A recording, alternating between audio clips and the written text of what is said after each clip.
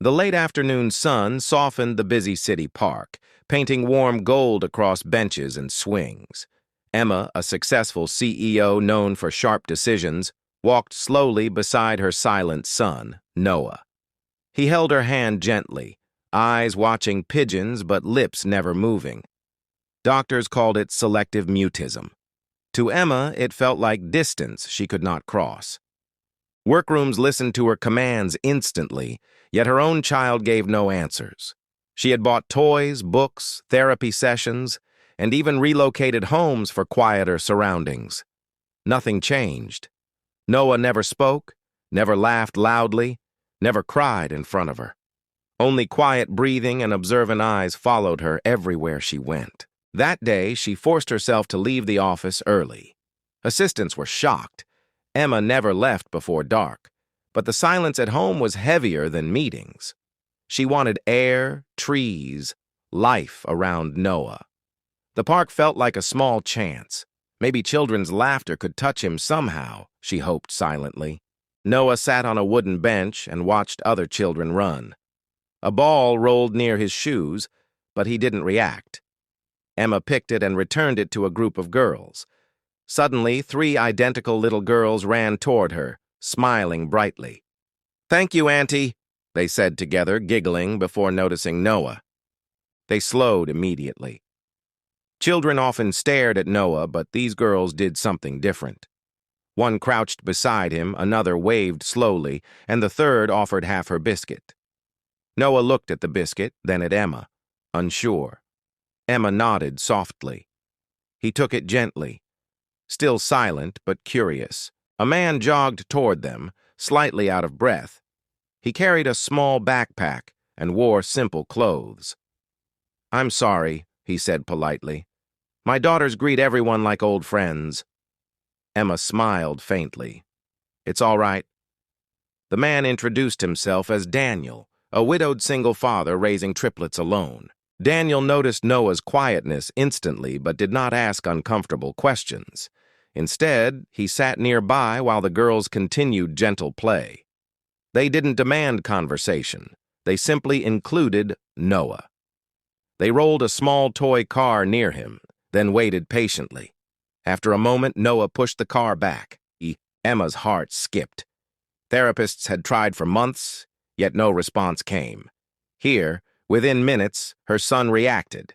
Not words, but action. The girls clapped softly like he achieved something important. Noah looked surprised, almost proud. A small spark appeared in his usually distant eyes. The triplets began a game of drawing shapes on sand. One girl drew a sun, another a house, and the third handed a stick to Noah. He hesitated, fingers trembling slightly. Daniel didn't watch directly. He pretended to organize bags, giving Noah space. Slowly, Noah drew a small tree beside the house. Emma felt her eyes sting. For the first time, Noah participated without instruction. The girls cheered quietly again, careful not to overwhelm him. One whispered, "Your tree needs birds." She drew 2 tiny birds beside it. Noah stared carefully, then gently tapped the drawing as if approving. They stayed for nearly an hour. Emma forgot phone calls and emails. She watched her son exist naturally among children, not patients or therapists. Daniel spoke casually, never discussing sadness directly. He talked about ice cream flavors, homework disasters, and bedtime stories. His daughters laughed freely, creating warmth Emma rarely felt. Before leaving, one triplet handed Noah a folded paper star. "For tomorrow," she said kindly. Noah held it tightly all the way home. That night, he placed it beside his pillow. Emma noticed he didn't sleep immediately. He kept looking at the star like remembering the park voices. The next evening, Emma returned to the park. Noah walked faster than usual. He scanned the benches until he saw the triplets running toward him. Something unexpected happened. Noah smiled, not wide, but clear. Daniel greeted Emma warmly. They sat together while children played again. This time, Noah joined a ball game. He missed catches often, but the girls never laughed. Instead, they exaggerated their own mistakes, making him comfortable. After many tries, Noah caught the ball successfully. The triplets shouted happily. Then it happened, barely audible yet unmistakable. Noah whispered, "Again." Emma froze.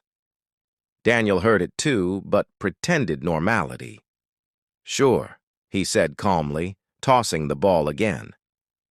Emma turned away slightly, tears falling silently. Years of effort, doctors, and therapy had not brought a word. A simple evening friendship had. Days became routine park visits. Noah slowly spoke single words. Throw. Wait. Look.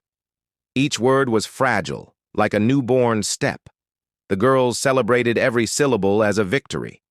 Emma and Daniel began sharing conversations while children played, discovering similar loneliness beneath different lives. Emma confessed she measured success by numbers because emotions scared her. Daniel admitted he worked multiple jobs but never missed evenings with his daughters. He said children don't need perfection. They need presence. The words stayed with Emma deeply. One evening, Noah tugged Emma's sleeve. He pointed toward the swings and said clearer than before, "Mom, push." Emma's breath stopped. He had never called her mom aloud. She walked to the swing with shaking hands and pushed gently. Noah laughed, a bright sound the park carried. The triplets cheered louder than anyone. Daniel watched quietly, smiling.